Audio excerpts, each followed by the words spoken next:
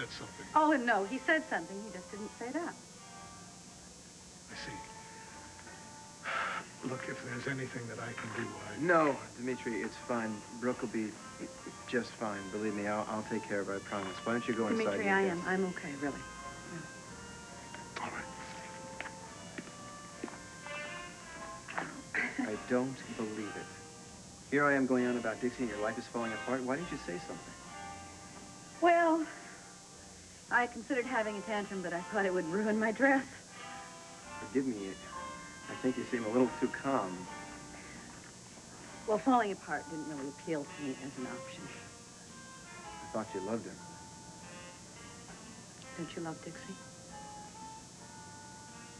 You know, we all have a lot of baggage, Tad, and it takes a lot more than love to haul it around. You're right.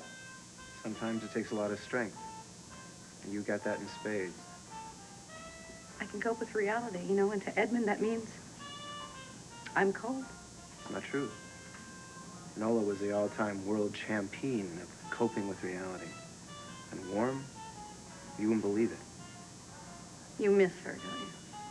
Every day. You know, you're looking very Nola this evening. Oh, that's quite a compliment. No, it's true. The more I think about it, the more I realize my son is one lucky kid.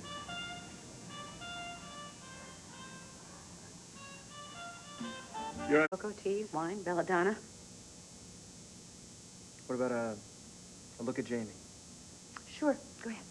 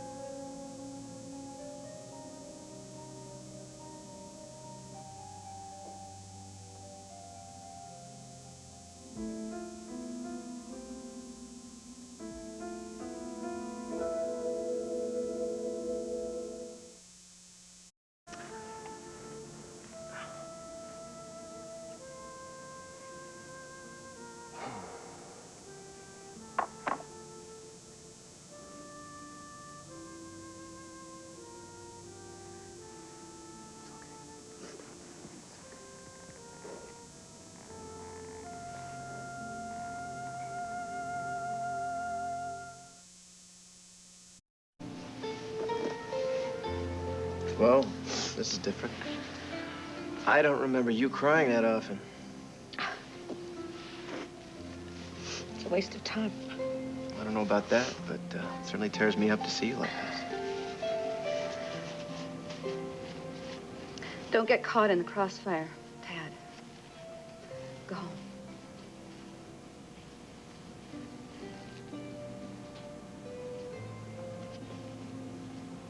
I don't think so.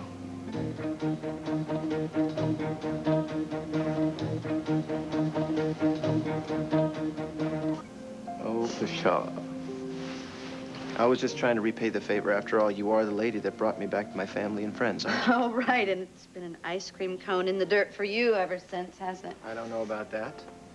In any case, why should I run on you now while the chips are down? Brooke, you can cry if you want to. It's not a big deal. Go on, put one in there. 2 shoulders, no waiting. Don't worry about the lapels. They're pretty shrunk. I'm not used to leaning on somebody's shoulder or sobbing on it. I'm really, you know, I'm used to dealing with my problems by myself. I can get lonely. If you ask Edmund, he says it means I'm rigid, that I'm independent to the point of being antisocial. Yeah, I would tell Edmund that he's wrong. I'd say that you're strong and that you know how to take care of yourself, better than most. I'd say that you're honest, intelligent, independent. I'd tell him you're one tough cookie, and I admire that. Oh, yeah, tough cookie, huh?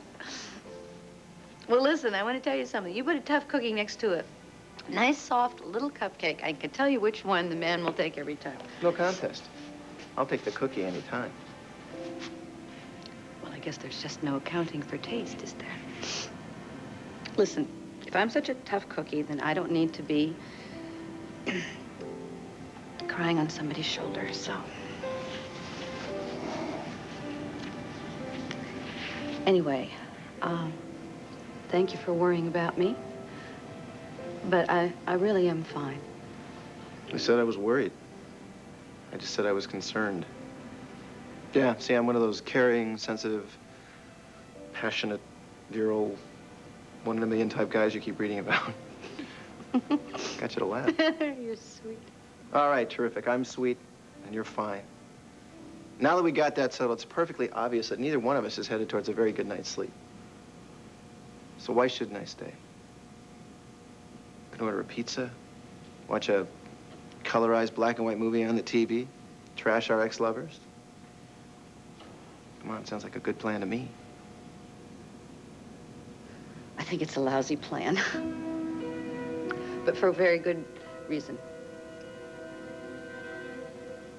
I wouldn't love baring our souls and listening to every sad record in my collection until the wee hours. But, you know, Jamie gets up with the sun, and he doesn't care if his mother's been through the Blitz, really. He wants me bright-eyed and bushy-tailed, and I have to be there with those corn pups as soon as his little feet hit the floor. You got corn pops? Doesn't sound fair, does it? I can't help you out with your blues because you've got to get up at the crack of dawn with my son? It's not a sacrifice. It's the highlight of my day, really. I mean, he keeps me sane. He keeps me grounded. I think that, you know, being a parent really gives you a reality check. You have to be there. You have to be in the moment when you're with them. Sounds like a great place to be. Well, you come over one morning, and I'll give you the cook's tour. It's amazing. I'm telling you, all those sort of inner conversations that you have with the person who's done you wrong, they really disappear when you have the burning issue at hand. Is Jamie going to eat his toast if I don't cut off the crust? I'd love that. I would love nothing more than to be able to negotiate my way around his life till I knew it like the back of my hand. Well, it's yours for the knowing. I think you just have to fix up that rattletrap mansion and invite your son over for a sleepover. Do you think Jamie would like that? I think he'd love it. And it would be okay with you? I want him to get to know his dad. I want to, you know, let him know what kind of a great guy he is. Comes out in the middle of the night and rescues a damsel in distress. Yeah, who said chivalry's dead?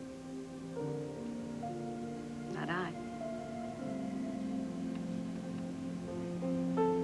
Listen, there's one other thing I forgot to mention. What's that? The older you get, the earlier morning seems to come. Message received and noted. I get the hint. You know, something funny happened tonight when I was trying to cheer you up. What was that? I started feeling better. That makes two of us. Good night. Good night.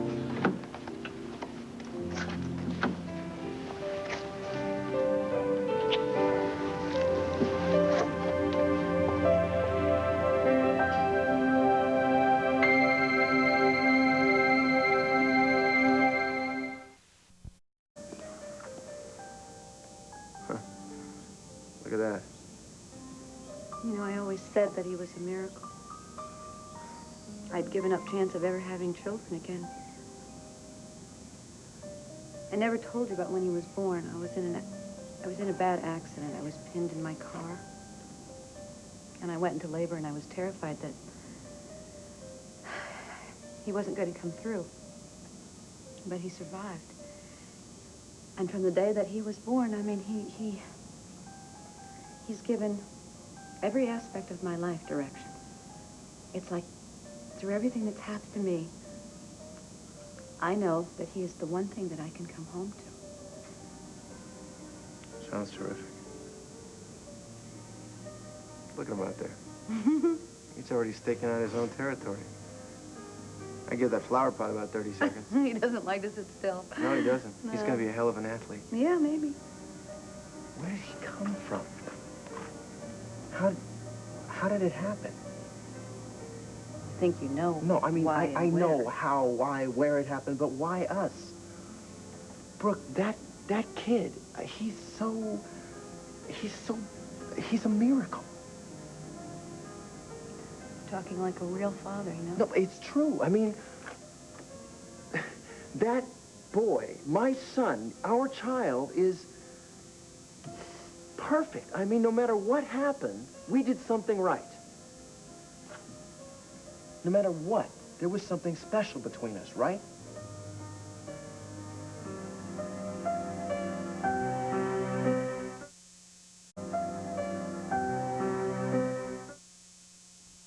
Been talking about our relationship like it was some kind of historical event, like the Boston Tea Party. It had a beginning, a middle, and an end. Like we were just a couple of pals who hung out together, had a few laughs, and then parted as friends. It's sort of hard to put everything into words. Yeah, well, that's all well and good until I look at Jamie, and then it hits me square between the eyes. Brooke, there had to be a hell of a lot more to us than that. And that's why I need to remember it. I want to remember it more specifically. For a long time, it hurt to remember. I'll tell you something that I do remember. That you went to bat for me time and time again. You did the same for me. No, come on, Brooke. You stuck by me through a lot. It wasn't hard to do. You were easy to believe in. You still are. I'm loyal to people that I trust. And, with you and I, it was always very natural. Yeah, but you were always the honest one. Don't sell yourself short. I'm not selling myself short. I'm perfectly serious. If one of us had to raise our son, I thank God it was you. You would have been great. I try to instill some of his dad into Jamie. He has your spirit, really. Yeah, well, with your genes floating around the pool, I'm sure he's predestined to be one of the good guys. Maybe a president. No, don't wish that on him. Come here. Look at him. He's out there cleaning up the patio. Why not? He broke all those things anyway. Oh, I guess he well. doesn't want his old man to live in a dump after all. He'll mess it up for you again if you like. Yeah. Look at him go. Just like his dad. Hmm. He's not going to be surprised that his father heads a big business. I'm not surprised. Really, I always thought that someday that you would end up on top. When did we stop having so much fun? We didn't. I left you for Dixie. You had to. I understood that. Can I ask you something? Anything. Didn't you feel hurt? Didn't you feel angry? Didn't you feel used by me?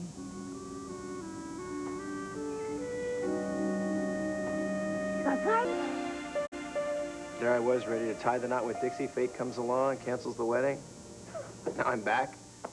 Dixie's out of my life, and you and I. Are you sure? About Dixie? Absolutely. As far as I'm concerned, there are too many people in this town that run around ranting about grand passion and true love. Oh, don't be cynical. I'm not cynical. I'm a realist. Movies sell millions and millions of dollars worth of tickets so people can go see the ultimate love story. I've never seen it happen once in real life. Have you? One authentic case of true love conquering all.